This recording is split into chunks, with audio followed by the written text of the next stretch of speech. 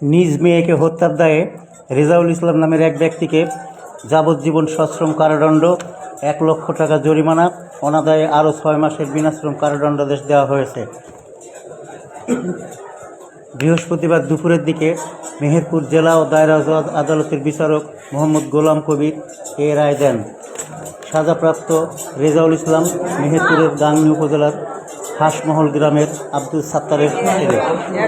2018 সালের 15 নভেম্বর রাতে পিতা রেজাউল তার মেয়ে জাহানারা খাতুনকে তার শ্বশুর বাড়ি থেকে ডেকে নিয়ে শ্বাসরোধ করে হত্যা করে। পরে আসামিকে আটক করার পর আসামি 164 ধারায় বিজ্ঞ আদালতে স্বীকারোক্তিমূলক জবানবন্দি দেন। পরে মামলা তদন্তকারী কর্মকর্তা আদালতে চার্জশিট দাখিল করেন।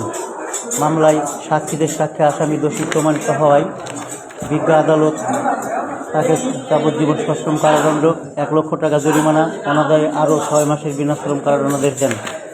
মামলায় রাষ্ট্রপক্ষের পাবলিক প্রসিকিউটর মোহাম্মদ নজরুল ইসলাম এবং আসামি পক্ষে অ্যাডভোকেট মীর আলমগীর ইকবাল কৌশলী ছিলেন।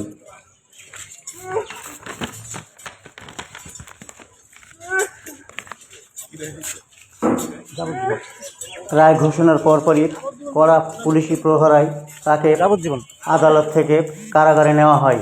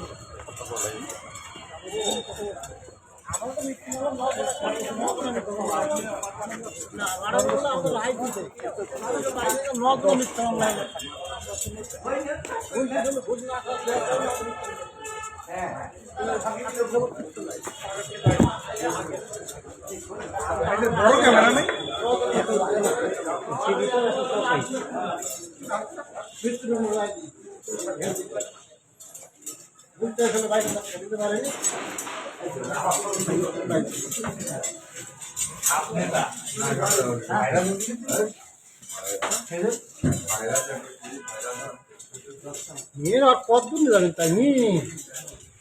আরে আসতে যাও না তুমি বা আপনি জানেন ঠিক আছে এই অবস্থা লোকজনের আমরা পরিস্থিতি আমরা জানেন খালি কিন্তু হাজার কিছু নেই মামলা হাজার কিছু লোক আছে দেখা আচ্ছা আসতে যান আমার মা আপনার আপনার পেয়েছি বাসের সাথে আমার চিন্তা ঠিক আছে অনেক হ্যাঁ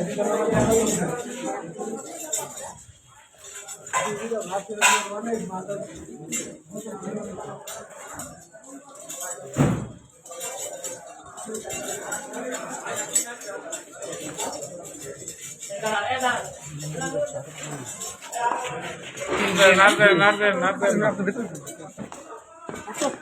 না